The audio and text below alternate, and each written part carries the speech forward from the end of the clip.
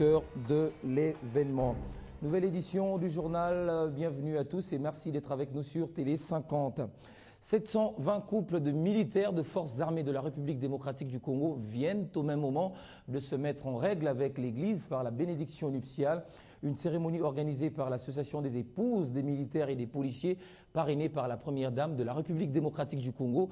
Un moment de grande joie pour les couples et leurs familles ce jeudi au Palais du Peuple à Kinshasa. Regardez.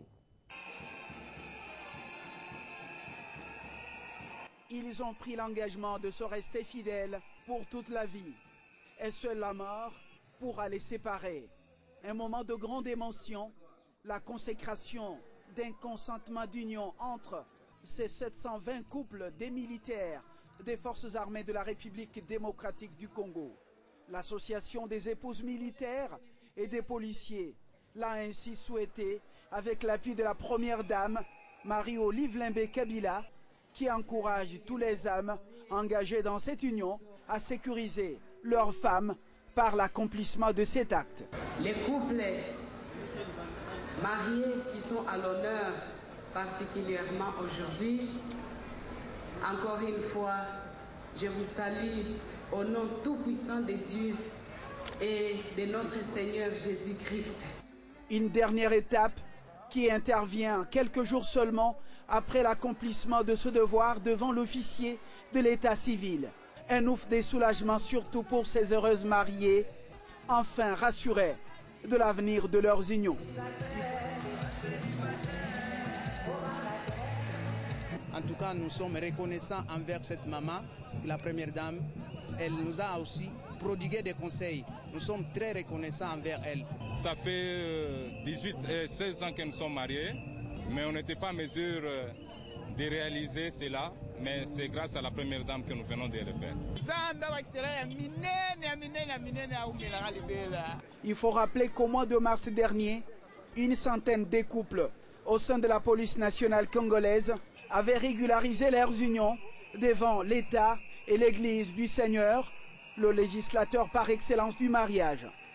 Un nouveau départ pour ces amoureux expérimentés, apparemment tentés de rééditer l'exploit de l'ancienne lune des miels. La déclaration politique signée dernièrement entre la République démocratique du Congo et le M23 Nairobi continue encore à alimenter le débat au pays. C'est dans ce cadre que la majorité présidentielle a tenu à faire une mise au point ce jeudi à la presse congolaise afin d'éclairer l'opinion publique sur ce dossier. Regardez. C'est dans une ambiance sereine que s'est déroulé ce face-à-face entre la plateforme de la majorité présidentielle et la presse congolaise. Une rencontre qui constitue pratiquement une mise au point de cette grande structure présidentielle en rapport avec la polémique au sujet de l'interprétation démagogique et tendancieuse que certains partis politiques regroupés au sein de la CVD tentent de créer. Cette déclaration ne constitue rien d'autre que la conclusion officielle du processus de Kampala et l'acte formel confirmant l'éclatante victoire sur le terrain de nos vaillantes forces armées de la République démocratique du Congo sur le rebelle du M23 et leurs alliés étrangers. Pour le porte-parole de la majorité présidentielle, cette démarche de l'opposition ne vise en réalité qu'à amoindrir l'impact psychologique positif que la victoire des FARDC sur les M23 vient d'imprimer dans les esprits du peuple congolais. La majorité présidentielle déplore l'irresponsabilité, le manque de sérieux et de patriotisme des prises de position des groupes qui, il y a seulement quelques mois, adhéraient à certaines thèses de la rébellion et incitaient notre gouvernement à faire des concessions aux forces négatives. Faut-il rappeler qu'au sein de la fameuse coalition pour le vrai dialogue, certains étaient de connivence avec ceux qui tuaient, violaient femmes et enfants et pillaient les ressources naturelles dans la partie est de notre pays. Par ailleurs, la majorité présidentielle exhorte le peuple congolais à demeurer confiant derrière le président de la République et les FARDC, mais surtout à refuser de prêter oreille à des politiciens aux positions inconstantes. Et puis le gouvernement congolais veut une administration publique encore plus performante. C'est dans ce contexte que plusieurs fonctionnaires ont été formés en leadership et gestion publique axés sur le résultat. 5 jours ont suffi à ces directeurs chefs de service présélectionnés pour bénéficier d'un nouvel esprit et d'une nouvelle méthode de gestion. La formation est finie et tous sont désormais de nouvelles personnes. Ainsi, ils promettent de s'investir pour une nouvelle administration publique congolaise, plus performante, plus compétitive, plus efficace, plus efficiente et plus serviable. Le chef de l'État a mis la réforme de l'administration de la fonction de l'administration publique son cheval de bataille. Et c'est nous les directeurs qui gérons au quotidien l'administration publique. Donc nous devons être formés régulièrement pour relever le niveau de cette administration. Au sortir de cette formation et au regard de la profondeur, de la pertinence des modules reçus, tous ont assuré leur engagement et la détermination à œuvrer à un tout autre leadership. C'est pour un meilleur service, un service de qualité que la fonction publique doit offrir, n'est-ce pas, au service de la population en général. Il précise, c'est lui à la hauteur des défis de la gestion moderne des missions sectorielles en lien avec les politiques gouvernementales, celui de la gestion objective des ressources humaines et enfin celui de la gestion orthodoxe des ressources matérielles et financières. Les festivités de fin d'année ne se passeront pas dans le noir, du moins pour ce qui est de la ville de Kinshasa. Annonce du ministre des Ressources hydrauliques, accompagné de l'administrateur délégué de la SNEL, Bruno Kapanji, s'est rendu ce jeudi dans 4 communes de la capitale où il a procédé au lancement des nouvelles cabines de décharge. 20 sont installées sur un total de 35. En tout cas, makambo ya délestage oza na mboka oyo tolembi yango. Des doléances qui sont parvenues aux oreilles du chef de l'État, Joseph Kabila, qui aussitôt a instruit le ministre des Ressources hydrauliques afin de mettre fin à ce phénomène de délestage sur l'ensemble du territoire national. Maintenant, on vous met de nouvelles cabines, on va les mettre un peu partout pour qu'il n'y ait plus de surcharge, qu'il n'y ait plus de coupures intempestives. Une série d'actions a été ainsi engagée dans cette logique et le ministre des Ressources hydrauliques, Bruno Kapanji, s'active avec des réalisations comme ici dans la ville de Kinshasa, où 4 communes, celles de Limete, Bandalungwa, Ngaliema et Kasavubu, ont reçu des cabines de décharge nouvellement réhabilitées et équipées. Et vraiment, quand je vois tout ça, je me dis que donc, les promesses n'ont pas été inutiles et que ça allait se concrétiser. Des efforts dont les résultats se font manifester de plus en plus, mais il en faut encore davantage, dit cet homme.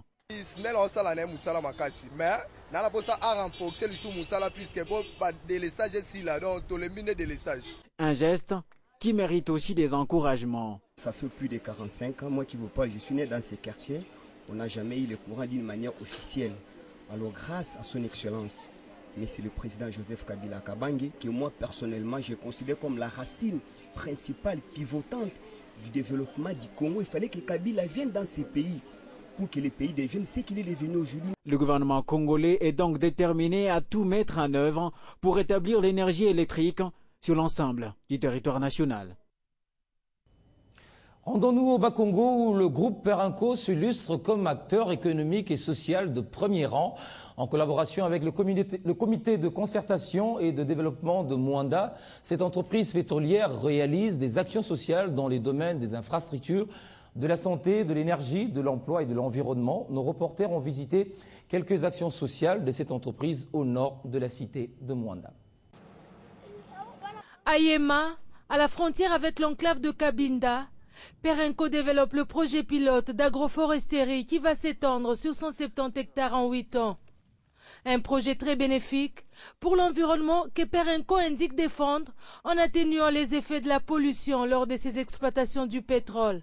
Avec ces projets, par rapport à l'environnement, il y a la séquestration de carbone qui se réalise régulièrement. Et donc la purification même de l'air que nous utilisons pour la respiration, c'est grâce à ces arbres ici que nous allons atteindre ces objectifs. Toutefois, en termes d'action sociale, l'entreprise pétrolière a construit et réhabilité le bureau de groupement des Tiende et des Congo qui bénéficie également de l'électricité en permanence.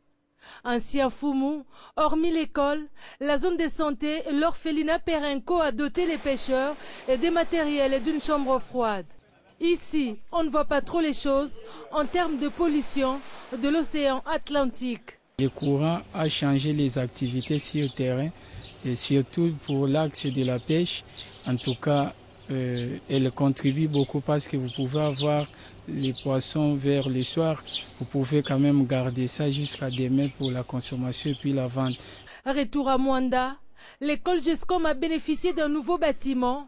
Et à l'hôpital général de référence, hormis la nouvelle salle de consultation, l'institution a été dotée de matériel de dentisterie et d'une morgue en construction.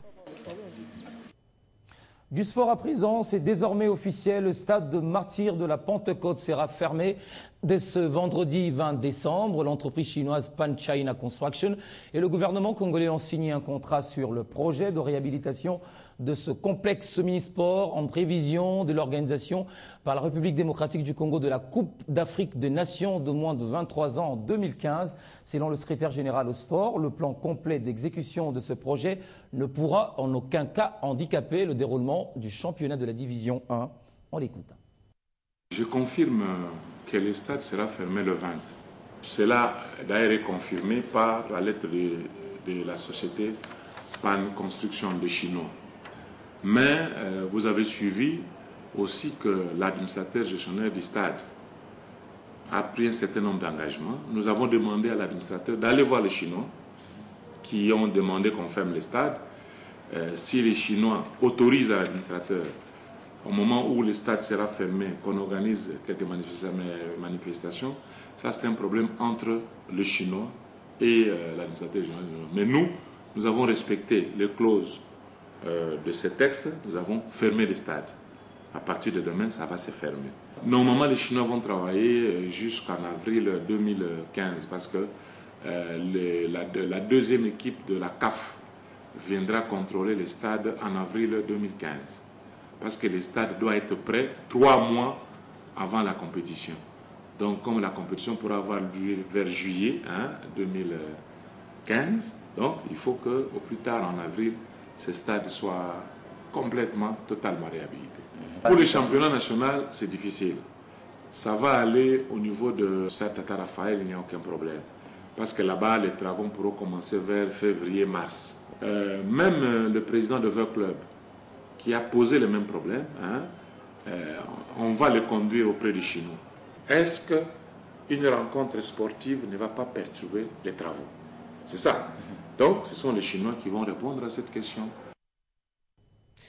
Je l'ai annoncé en titre, le concert d'Oji Bempiana prévu au Zénith de Paris ce samedi 21 décembre a été annulé. C'est le site officiel du Zénith qui l'a annoncé. Les raisons ne sont pas encore avancées jusque-là. Pour plus de précision, nous sommes en ligne avec le producteur du spectacle Alain Claude. Alain Claude, vous êtes en ligne avec nous. Le site officiel du Zénith a annoncé l'annulation de votre spectacle du 21 décembre. Confirmez-vous cette information? Excusez-moi, il y a un communiqué de presse qui en cours de rédaction qui vous sera communiqué dans les heures qui suivent. Donc, je serai informé par communiqué de presse de la situation officiellement. Voilà. Pourquoi alors ce report à quelques 48 heures de l'événement et quelles en sont les raisons principales? Je vous disais que je vous adresserai un communiqué de presse, d'accord, qui sera le même pour tous les médias. Je vais l'expliquer. Donc vous allez les recevoir là dans les heures à suivre. Donc là pour le moment, je ne souhaite pas faire de réaction à chaud. Dernière question, à quand la reprogrammation alors de l'événement? Écoutez, je ne sais pas. Donc nous allons, comme je vous le répète, envoyer un communiqué de presse où vous aurez accès à toutes ces informations et des informations qui sont claires et que vous pourrez interpréter dans les médias et pour le public. Donc là, je ne peux pas en dire plus pour le moment. Excusez-moi, vous me comprendrez. Merci. Merci Claude pour ces précisions. Je rappelle que vous êtes le producteur censé organiser ce spectacle. Et voilà, c'est la fin de ce journal. Merci à vous de l'avoir suivi.